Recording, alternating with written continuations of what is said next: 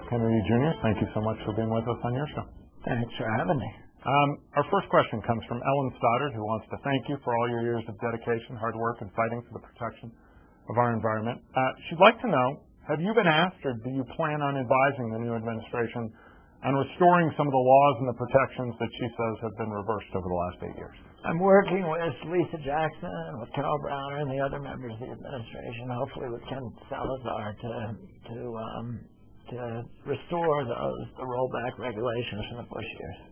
When you mentioned, Senator... Also, I would say to do new initiatives, to work on new initiatives to make us energy independent in this country, which I think is one of the president's principal goals. He's vowed that by the end of his term, we're going to have freed ourselves from the deadly addictions of foreign oil. That will save $700 billion a year. That money is it's a familiar amount because that's the amount of money, of course, that we use to bail out all the crooks on Wall Street in the first TARP, in the first bailout. People say, well, that's going to take us generations to pay back that $700 billion, but that's not true. $700 billion. It's going to take 1 year without foreign oil. We borrow $1 billion a day mainly from unfriendly nations to import $1 billion of oil a day, mainly from unfriendly nations. And that huge export of $700 billion a year has beggared a nation that when I was a little boy owned half the wealth on the face of the earth. We have the technology today. We have an administration that is committed to decarbonize our society and get us off of that, of first foreign oil and then off of carbon altogether. And that will bring huge dividends to our country for generations to come. Rob from Golden wants to know, are you worried that the economic troubles kind of distract this administration from its announced environmental priorities? Are you worried afraid they're going to get pushed aside? I don't think so, because I think that Barack Obama and most of the leadership in his administration understands that the green economy, which was a term that was actually coined by your governor, Bill Ritter, and has now become part of the public vernacular. And it certainly is used every day in virtually every conversation about our economy on Capitol Hill. That's the thing that's going to restore this country. We need a new industry that's going to pull us out of this depression. And the new industry is going to be the green economy.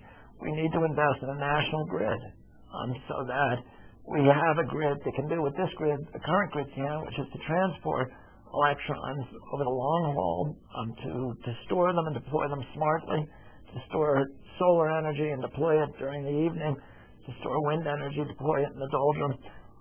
If we do that, we have enough solar energy in 18% of the desert Southwest to provide 100% of the energy needs of our country. We have enough wind energy in the Great Plains, which is the Saudi Arabia of wind, just in North Dakota, Texas, and Montana to provide 100% of the energy needs of our country. We have entrepreneurs who are dying to get in there and spend the money to build that infrastructure. There's no grid for them to hook into. And the president understands that the first thing we've got to invest in is a national grid that will become a marketplace that does what a market is supposed to do, which is to reward good behavior, which is efficiency, and to punish bad behavior, which is inefficiency and waste. Right now, we have a marketplace that is rigged to provide, to favor, to give these huge and absurd market advantages to the dirtiest, filthiest, most poisonous, and most expensive fuels from hell, rather than the cheap, clean, abundant fuels from heaven. Fuels that will bring us prosperity in this country and create millions of jobs. In this last summer, we saw $4 a gallon gas. It was the top story in pretty much every newscast around the country, every single newscast.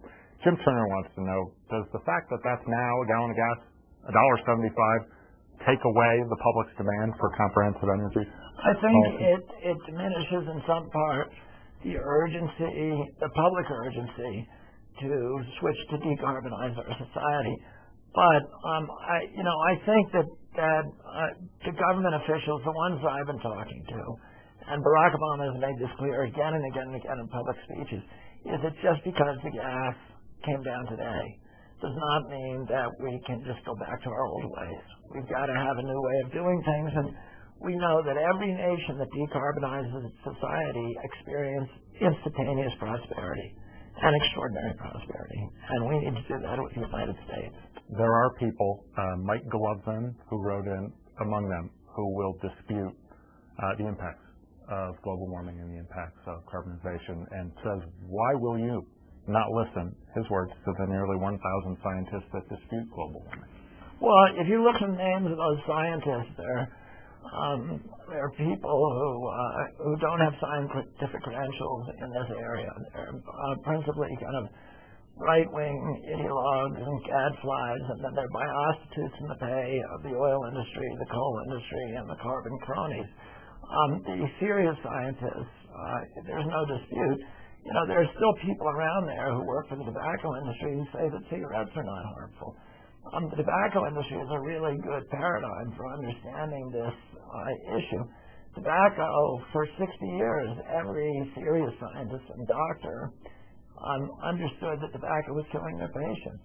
This is an industry that it killed 1 out of every 4 of its customers that used its product as directed. Yet spending billions and billions of dollars, or hundreds of millions of dollars on propaganda to fool the public, they were able to, and you remember 5 years ago, the heads of all the tobacco firms, the CEOs, went on Capitol Hill, raised their right hand, and swore under oath that they did not believe that tobacco had any adverse impacts on public health, and that they did not believe it was addictive, in front of Congressman Waxman's committee and the whole country. So you look at what those people are willing to do for money, and the phony scientists that they hired in order to give them some kind of basis for those claims. We call those scientists biostitutes or tobacco scientists. Well, then you imagine the much larger profits that are being made by coal and oil, and the hundreds of think tanks that they now have, these phony think tanks in Washington, and the billions of dollars that they've spent on propaganda to try to persuade the American public that there's no such thing as global warming. But listen, all you have to do is go outside of your home. I've been to Alaska, the glaciers are melting. I've seen the glaciers melting on every continent. I've seen things in my own backyard that make it undeniable that we're experiencing global warming today. So these people are crackpots, they're wingnuts, they're people who are not taken seriously in the scientific community. And they should be given no credence by the American press. The press has a duty to not just to balance, but to actually discern the truth and then convey the truth to the American public. You wouldn't have somebody on this show who said, we believe that the Earth is flat, and Mr. Kennedy thinks it's round. This is the same level of insanity. And at some point, the American press has to stop giving credence to these kind of outlandish views.